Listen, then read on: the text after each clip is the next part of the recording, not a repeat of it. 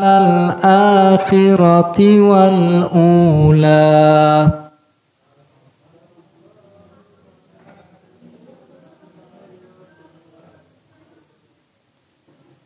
Inna fi dzalika la'ibratan liman yakhsha.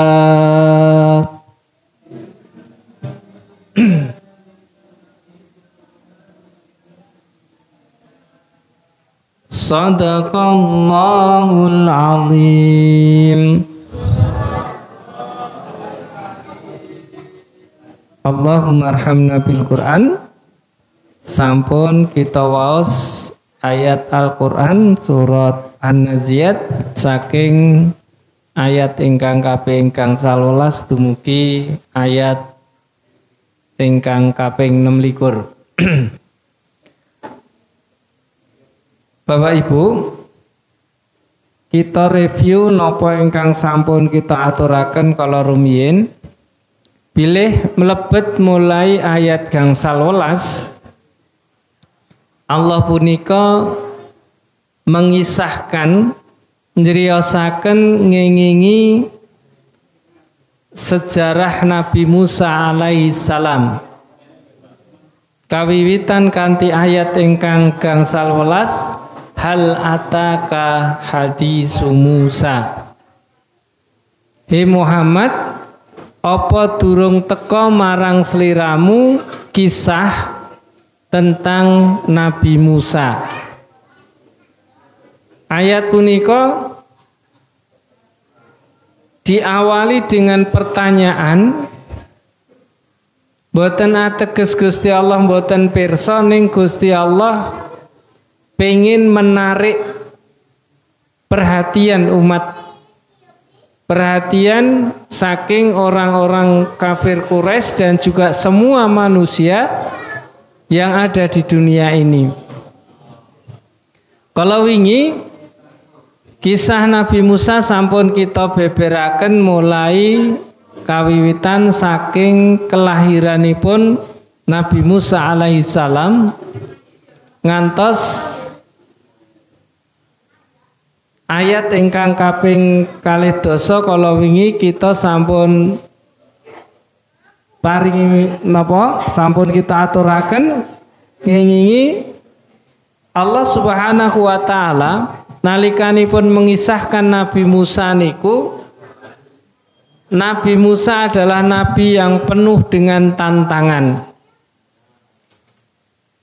Bahkan beliau kalebet wonten ing ulul azmi, nabi-nabi yang memiliki tingkat kesabaran dan tantangan kehidupan yang sangat luar biasa.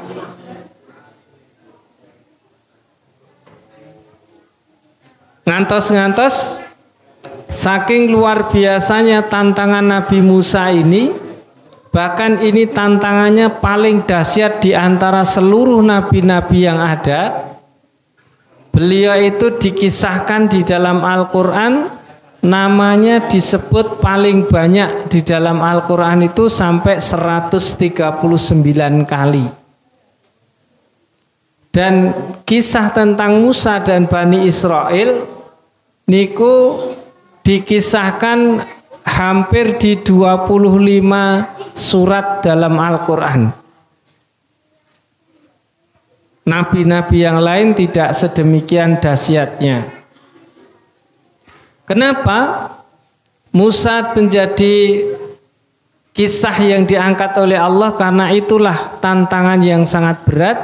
Bahkan tantangan Nabi Musa niku sejak beliau masih dalam kandungan. Nalikanipun teng guwa garbanipun ibu niku sudah terancam nyawanya. Nggih, niku luar biasa nih. Kalau Nabi Muhammad sallallahu alaihi wasallam niku lahir penak, zamannya tidak memusuhi Rasulullah karena Rasulullah adalah keluarga yang istimewa, trah ingkang terhormat, kabeh wong ngajeni, tidak ada halangan sedikit pun. Tapi Musa niku lagi dikandung mawon sudah diancam dengan undang-undang napa terorisme. Napa niku? Karena Fir'aun mimpi bahwa kerajaannya itu terbakar. Kemudian Fir'aun tanglet kalian para penasehatnya, mereka mengatakan bahwa besok akan datang manusia yang akan menggulingkan pemerintahannya.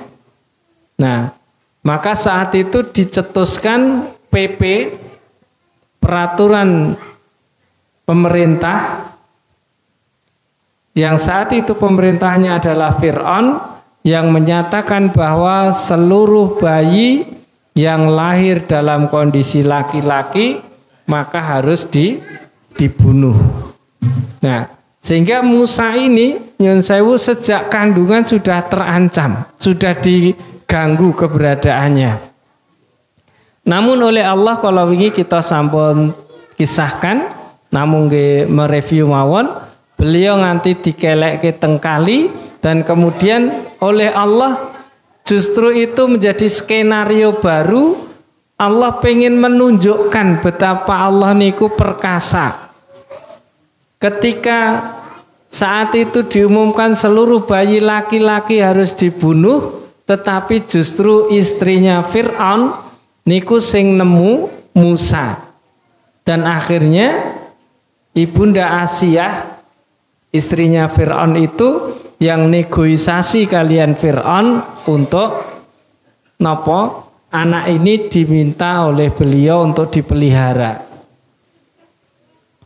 Dan ternyata ketika Musa seusia anak-anak seperti yang kita saksikan ini, alhamdulillah masjid kita itu cah cilik-cilik pirang-pirang. Ini harus dikelola, gemeni, nggih. Boten diseneni, tapi diarahke. Misalnya sholat ya ben rame piye ngoten.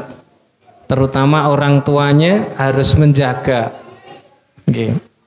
Nah, nek sayange nek sing cah cilik-cilik sing teko sing wong tuane ra nek kuwi rada repot. Nah, kadang kala kan ngandani niku nek dudu anake dhewe kadang dadi seling wengi, ngoten. Nah, sire karepe diarahke yang baik, tapi kadang kala wong tuane niku atau keluarganya seling wengi ngoten nggih. Nah, Ibu Bapak ingkang dirahmati Allah Subhanahu wa taala, ketika Musa niku kondisinya cilik niku sampai dek itu jambak janggute Fir'aun. Satu-satunya manusia sing wani berbuat kasar kalian Fir'aun itu Musa di saat kecil itu. Nganti Fir'aun marah dan dia teringat dengan mimpinya, ojo-ojo cah iki engko sing marai gendro.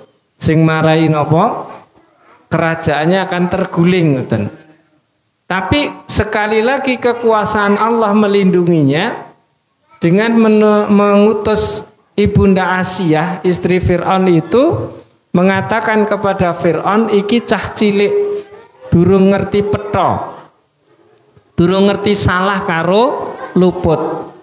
Nah, sehingga akhirnya Fir'aun tidak percaya begitu saja. Fir'aun menyediakan 2 nampan yang di situ ada kurma dan yang satunya adalah api. Niku nggih ngetes apa Musa ki cah cilik tenan sing rung ngerti upa bengkong apa ya gurithake-tok ngoten. Maka kemudian Allah Subhanahu wa taala mengilhamkan kepada Musa, geni niku wau sing dipendet terus dipangan. Akhirnya Musa dadi cedal. Jadi nabi yang cedal niku Nabi Musa sampai tuanya cedal terus. Dan lain sebagainya. Kalau ini kita sudah bahas sampai Musa dewasa, dan saking dewasa itu dia adalah manusia yang sangat kuat, tangguh, ganteng, gede, dhuwur, roso, sehingga ketika terjadi perkelahian antara suku Kipti, suku asli dari Mesir, dan Bani Israel, ketika mereka padu dipenging dipisah. Rata-rata wong nek padu dipisah niku kan pripun Pak? Langsung manut ngoten napa ngancap malahan?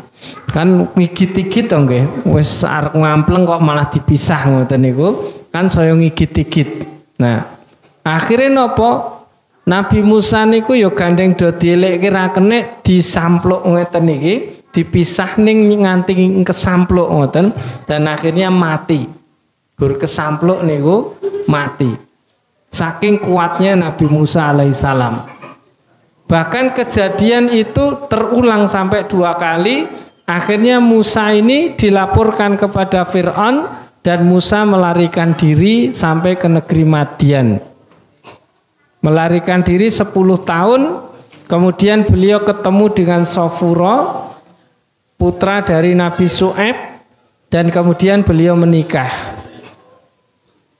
Nah, ketika di situ di dalam pelariannya Musa diperintahkan balik oleh Allah Subhanahu wa taala dengan perintah agar beliau ini mengingatkan Fir'aun yang sudah melampaui batas. Hal ataka hadisu Musa idz nadahu rabbuhu bil wadil muqaddasi tuwa. Musa dipanggil kepada sebuah bukit oleh Allah Subhanahu wa taala, diparingi wahyu supados napa? Idhab ila fir'auna innahu tagha. Seliramu baliyo nyanggone Fir'aun, terus kemudian mengingatkan Fir'aun. Kemarin juga sudah kita ceritakan, Musa untuk kembali niki bukan perkara nopo istilahnya pun sederhana, tapi sangat berat. Sampai beliau berdoa dengan doa yang sering kita dengar, sering kita pakai ketika doa mau belajar, Rabbis rahli sadri. Ya Allah, lapangkanlah dada kami, wa yassirli amri, dan kemudian mudahkanlah urusan kami. Karena Musa itu kemudian melarikan diri dari nopo ancaman hukuman Fir'aun, kok malah iki kon balik nyang Fir'aun. Nek wong Jawa kan nopo kutuk marani sunduk, pemarani ula marani gebuk kan ngoten. Nah, maka beliau berdoa kepada Allah, ya Allah, kuatkan diri saya jadi tidak menjadi takut, dan kemudian beliau meminta agar urusan ini dimudahkan. Kemudian juga beliau berdoa wa yassir li amli wahlul 'uqdatam min lisani yafqahu qauli, agar beliau niki diberikan nopo lidah yang bisa bicara dengan lancar. Karena yon sewu nek awake dhewe ngandani wong kan kadang awake dhewe ngomongane cetha men, kadang kala ora iso ditampa kan ngoten. Napa melih niku ngomong we ra cetha. Mungkin kan akan di napa dilokke. Wong kowe ngomonge rung teteh kok ngajari wong kan ngoten. Nah, akhirnya ini beban berat bagi Nabi Musa. Maka beliau berdoa agar dilancarkan dalam pembicaraannya, ben napa bisa diterima apa yang dikatakan itu. Sampai kemudian kembali, dan setelah kembali ternyata malah justru Musa alaihissalam ditantang oleh Fir'aun, dihadapkan dengan 10.000 tukang sihir. 10.000 tukang sihir. Boten bain-bain niku. Nek wong 10.000 niku mlumpuk, kira-kira sak gelora merdeka nika kebak napa kurang nika. Kebak nggih, sok mungkin kurang gone. Wong 10.000 lho nggih. Sak kelurahan Jombor niku sing duwe hak pilih hanya 7.000. Jadi wong sak kelurahan mlumpuk kabeh rung cukup niku. Nah, maka kalau kita melihat ini kayak niku kabeh tukang sihir. Nah, ngeri to nggih. 10.000 tukang sihir yang hanya dihadapi oleh satu orang namanya Musa dikancani kalian Nabi Harun. Nabi Harun itu sedulure. Kemarin juga sudah sampai di kisah itu terakhir. Sang ahli sihir niku ngetokke napa? Kesaktiannya, ngetokne benang ngoten niku dadi berwujud menjadi ula. Dan bayangke ula cacahe 10.000. Umpama lho nggih, umpama niki ada pengajian enek ula siji mlebu ngoten, kira-kira pripun, Pak? Kabeh kan girap-girap to nggih, niku ula siji ngoten. Lah niku Musa niku yang dihadapi 10.000 ula. Maka di dalam Al-Qur'an kemarin sudah kita kita sampaikan, nggak usah kita bahas detail lagi. Intinya Nabi Musa sebagai manusia juga merasa takut. Gini ku awake dhewe weruh ula siji wong 50 mesti melayu. Lah apalagi niku wong siji ngadepi ula 10.000. Maka kemudian dalam kondisi drop ketakutan itu Allah Subhanahu wa taala memberikan wahyu kepada Nabiullah Musa alaihissalam, napa suruh melemparkan tongkatnya, dan tongkatnya niku berubah menjadi ular yang sangat besar yang kemudian 10.000 ular cilik-cilik niku dipangan kalian ulo yang gede niku. Nah, begitu melihat itu para ahli sihir niku bisa bedake. Wong niku nek wis ahli ngerti iki sihir apa dudu niku ngerti. Maka akhirnya begitu dia melihat bahwa apa yang jadi ular yang memakan ular-ular yang disihir mereka itu adalah sesuatu yang bukan sihir, iki ulo tenan, ora gur ketok-ketokan ngoten. Jadi sesungguhnya pada saat itu mata manusia itu disihir, yang melihat napa jenenge tali niku kaya ula ngoten. Termasuk Nabi Musa itu kena sihirnya mereka sehingga mata Nabi Musa niku yo ngetne kuwi kaya ula tenan ngoten. Nah, tetapi ahli sihir niki tahu nek ula yang besar dari tongkatnya Nabi Musa niku ula tenan, ora ula-ulanan ngoten. Nah, maka mereka akhirnya langsung sujud kepada Nabi Musa, menyatakan menyerah, kalah, dan mengaku beriman kepada Allah. Ya Musa, kami beriman kepada Tuhanmu. Jadi 10 orang niku, wong pinter niku ngoten niku. Wong pinter niku, wong ngerti niku, nek dikandani gampang. Ketika ada bukti, fakta, maka orang itu akan mudah untuk langsung napa percaya ngoten. Nah, akhirnya napa mereka 10.000 itu beriman kepada Allah Subhanahu wa taala dan menjadi pengikut Nabi Musa. Namun Fir'aun sebagai seorang raja kok ana rakyate do mbalelo ora gelem melu awake, marah. Akhirnya napa? Tukang sihir itu diseneni. Saiki seliramu pilih melu Musa apa melu aku?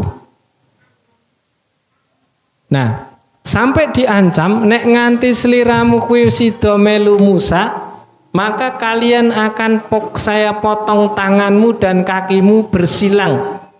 Nek tangan tengene sing dipotong, tangan sikile sing dipotong gentian. Nek tangane kanan sikile kiri, nek sikile kiri, nek tangane kiri sikile kanan.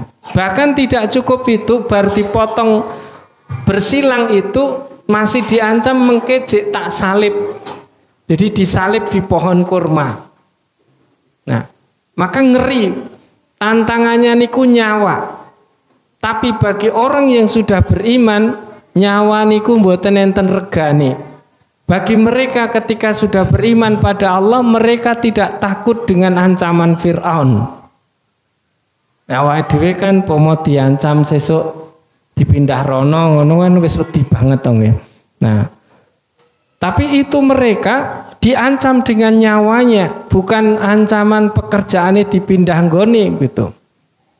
Takut luar biasa, tapi sekarang para ahli sihir itu karena sudah tahu bahwa Allah Subhanahu wa taala benar-benar zat yang maha perkasa, maka sampai mereka bilang pada Fir'aun, Fir'aun, kami akan tetap beriman kepada Tuhannya Nabi Musa. Sekalipun kami harus mengorbankan nyawa, kami harus dibunuh. Karena sesungguhnya kami akan dinantikan surga ketika kami mati. Nah, Bapak Ibu, maka orang-orang yang beriman yang sudah kenal dengan surga, ngerti swarga, niku kenikmatan-kenikmatan dunia itu menjadi sesuatu yang tidak membuat dirinya niku nopo tersepona, akhirnya nopo melu-melu gemerlap dunya. Dunya niku kan ketoke endah ngoten. Sesuatu yang dilarang oleh Allah niku ketoke sesuatu yang indah, sesuatu sing nyenengke. Kadang nek dielekke kan awake dhewe karena dunia itu indah, maka kita berengkele ngoten. Tapi ketika nanti orang itu sudah beriman, besok itu ada siksa, ada pahala, maka orang di dunia itu akan lebih memilih perbuatan-perbuatan yang sesuai dengan perintahnya Allah Subhanahu wa taala, meskipun harus mengorbankan nyawanya. Nah, sampai Allah Subhanahu wa taala menunjukkan napa niku mukjizat seperti itu, seluruh ahli sihir ikut Musa sampai dihukum oleh Fir'aun, tapi mereka tetap ikut Musa, kemudian mereka dihukum oleh Fir'aun. Tapi Fir'aun tidak beriman kepada Allah Subhanahu wa ta'ala.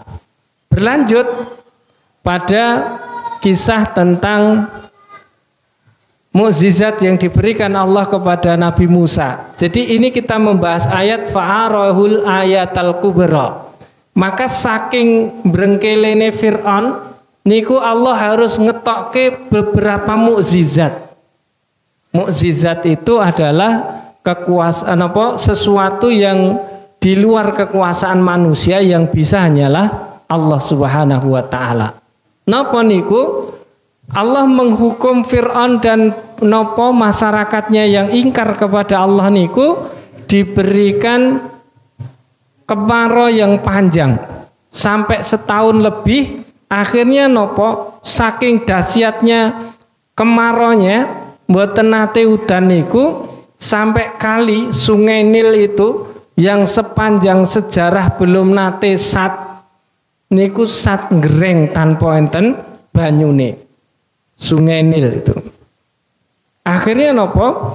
Masyarakat saat itu masyarakat Mesir kelaparan, paceklik karena sudah tidak ada banyu sama sekali. Nah, akhirnya nopo? Fir'aun dituntut oleh rakyatnya. Kan dia ngaku Tuhan. Nek ngaku Tuhan kan umpomo raudan dan gawe udan gampang kan ngoten.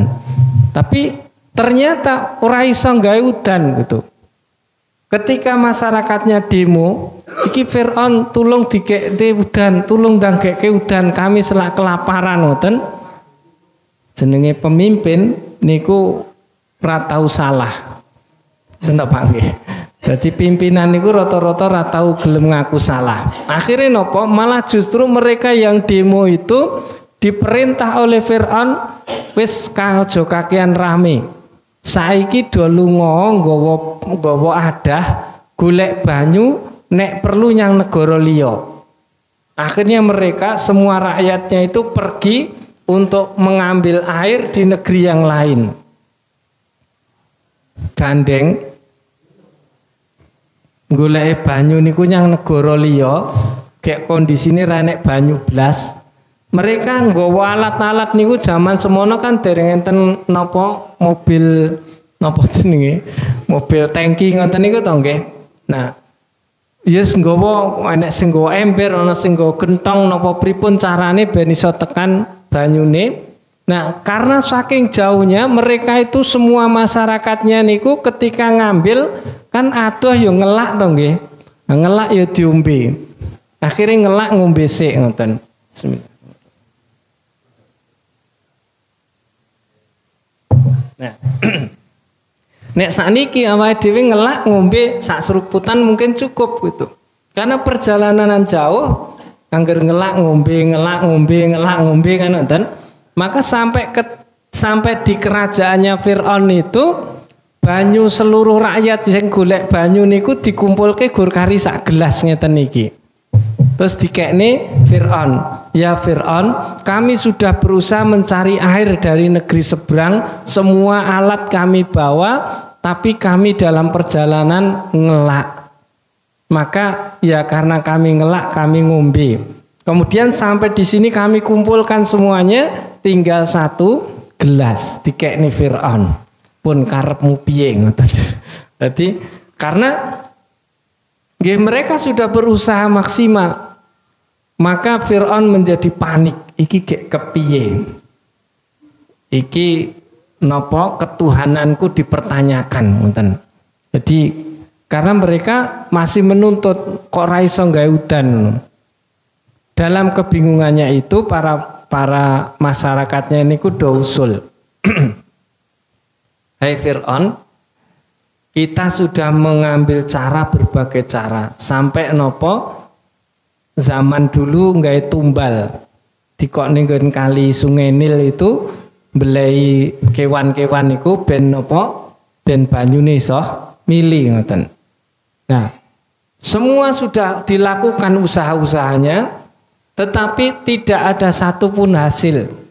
Akhirnya nopo para masyarakat itu usul kepada Fir'aun, Fir'aun, ini sudah kita usahakan semuanya kecuali siji. Satu tok til sing urung ditempuh. Fir'aun tanya, "Lah opo kuwi? Jenengan mang nyuwun tulung Musa." Ngoten niku. Pomon jenengan penguasa dalam kondisi ngoten niku dikon njaluk tulung sing dimusuhi ngoten niku kira-kira pripun, Pak?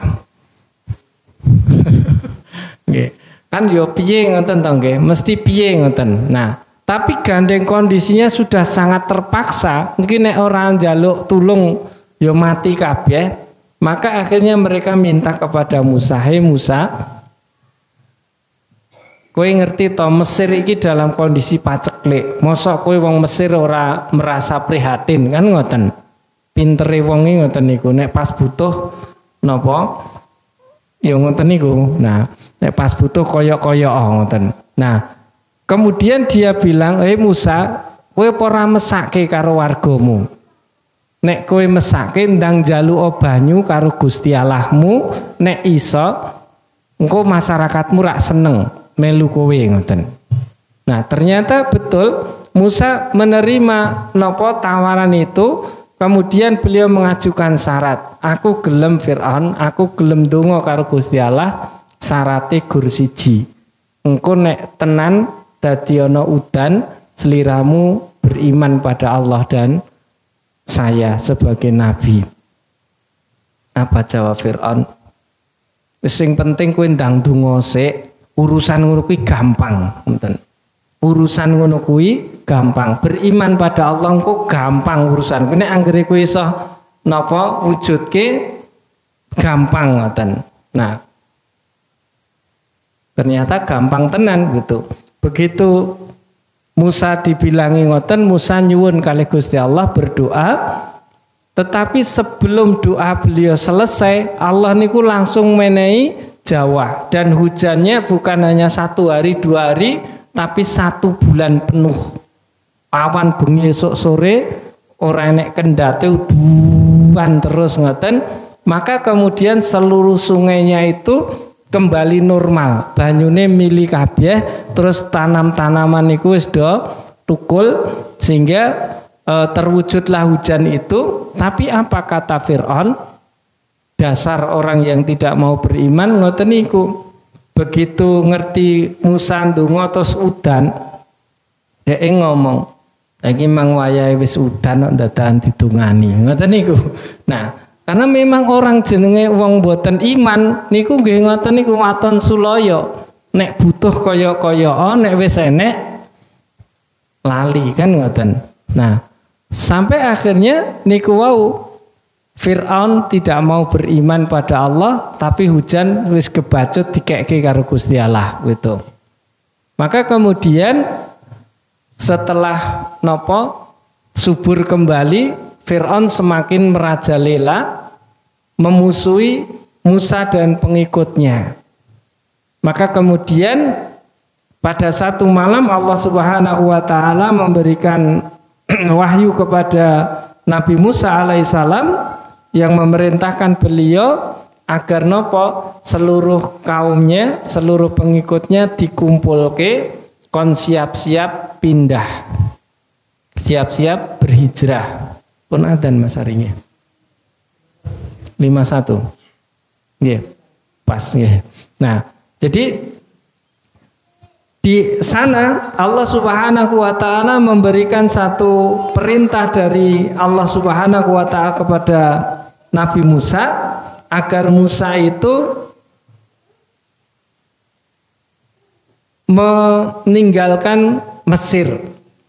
Hal ini disampaikan di dalam surat Yunus ayat yang ke-87, wa auhayna ila Musa wa akhihi, dan kami wahyukan kepada Musa dan saudaranya antabawa ali qaumikum bimisra buyutan, agar mereka mengambil tempat tinggal dari kaum istilahnya pun dari Mesir itu beberapa buah rumah yang mereka bawa, kemudian mereka jadikan rumah itu rumah yang istilahnya pun semi permanen. Gampangane bayangke ngoten tenda lah ngoten. Ya terus membuat rumah sing kira-kira iso digawa sewayah-wayah ngoten. Nah, sehingga karena nopo? Karena mereka saat itu dalam kondisi terancam. Ken lumpuh ke dadi siji kaumnya itu dalam satu tempat, terus kon gawe omah-omah sing omahe niku sewayah-wayah iso dikukut, digawa meneh pindah omah ngoten. Nah, yo umpama tenda lah paling gampang ngoten nggih. Nah, terkait niku bentuke zaman biyen kaya apa kula nggih dereng tair. Nggih sing jelas wahyunya Allah begitu mengatakan. Kemudian waj'alu buyutakum qiblatan wa aqimus shalah, dan jadikan salah satu rumah itu untuk mendirikan salat. Bapak Ibu, ternyata perintah salat itu sejak Nabi Musa sudah ada. Maka dalam Al-Qur'an dikisahkan Musa itu beliau melakukan salat bersama para kaumnya di rumah-rumah tertentu yang sudah disiapkan sebagai masjid atau musolanya. Nah, kemudian wabasyiril mu'minin, dan berikanlah kabar gembira kepada orang-orang yang beriman. Nah, kemudian dalam ayat berikutnya Allah Subhanahu wa taala memerintahkan wasta'inu bis sabri was shalah. Kan tadi minta agar rumah itu ada dinggo sing dinggo masjid, nggo salat. Kemudian Allah merintahkan wasta'inu bis sabri was shalah. Jangan nopo penindasan dari Fir'aun itu, maka jadikanlah sabar dan salat itu sebagai penolongmu. Jadi Bapak Ibu, salat itu sejak Nabi Musa sampai Nabi Muhammad SAW diciptakan oleh Allah Subhanahu wa taala sebagai tempat kita untuk mengambil pertolongan. Maksudnya nopo? Ketika kita sholatnya baik, kita minta pertolongan Allah, seluruh urusan-urusan kita itu akan dimudahkan. Tapi kesebalikannya, ketika kita menyepelekan sholat, maka Allah itu akan membuat kehidupan kita sulit. Barangkali ada orang yang ngatakan kayak nyatane ora salat sugih ngoten. Nah, tapi orang itu melihat wang sinawang, koyone penak gitu. Koyone penak. Tetapi ketika mereka di dunia mungkin penak-penak, tetapi sudah disediakan oleh Allah Subhanahu wa taala ketika mereka tidak melakukan sholat, tidak mau beribadah kepada Allah Subhanahu wa taala, maka ia akan mendapatkan azab yang sangat pedih di hadapan Allah Subhanahu wa taala. Maka ketika Allah perintahkan wasta'inu bis sabri was shalah, kata Allah wa innaha lakabiratun ila alal khasiin. Melakukan sholat dengan khusyuk, dengan menjadikan ia sebagai solusi dari kehidupan, menjadi solusi niku basa Jawane napa? Jalan keluar ben awake dhewe niki uripe mboten rekoso, mboten napa istilahipun terpuruk dalam kehidupan, nggih. Ketoke ra duwe tetapi masalah kita tidak begitu masalah. Banyak orang sugih tapi loro-loronen, keluarga cekcok dan lain sebagainya, niku kehidupan yang tidak menenteramkan.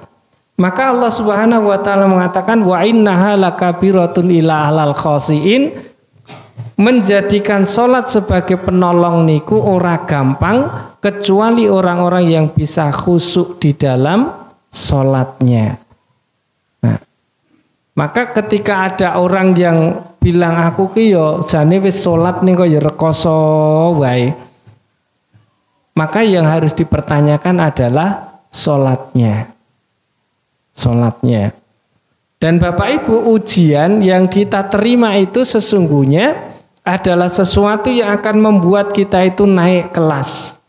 Dan nyun sewu, ujian itu bukan hanya sesuatu sing kita anggap elek atau ngerkasake, nglarake ngoten. Ujian itu juga bisari wal khairi. Ada ujian sing ketoke kanggone awake dhewe ra penak, tapi juga ujian Allah itu adalah sesuatu sing menake. Jabatan, kekayaan niku juga bagian dari ujian, termasuk kesehatan itu adalah ujian. Sok kadang kala awake dhewe diuji sehat, cek nindake maksiat. Mungkin Allah kenapa mengutus makhluknya untuk awake dhewe dadekke lara sehingga kita bisa meninggalkan maksiat itu goro-goro lara. Misalnya begitu. Nah, itu menjadi ujian. Jadi sehat niku ya ujian, sugih ya ujian, jabatan ya ujian. Tapi rata-rata manusia itu menganggap bahwa ujian itu adalah sesuatu yang ora menake, lara, melarat, terus napa melih ora panen ngoten niku dianggap bukan ujian, tapi nek panen dianggap bukan ujian, padahal semuanya adalah ujian. Mekaten saha semanten ingkang saged kita aturaken sampun mlebet wekdal Isya. Billahi taufik wal hidayah. Assalamualaikum warahmatullahi wabarakatuh.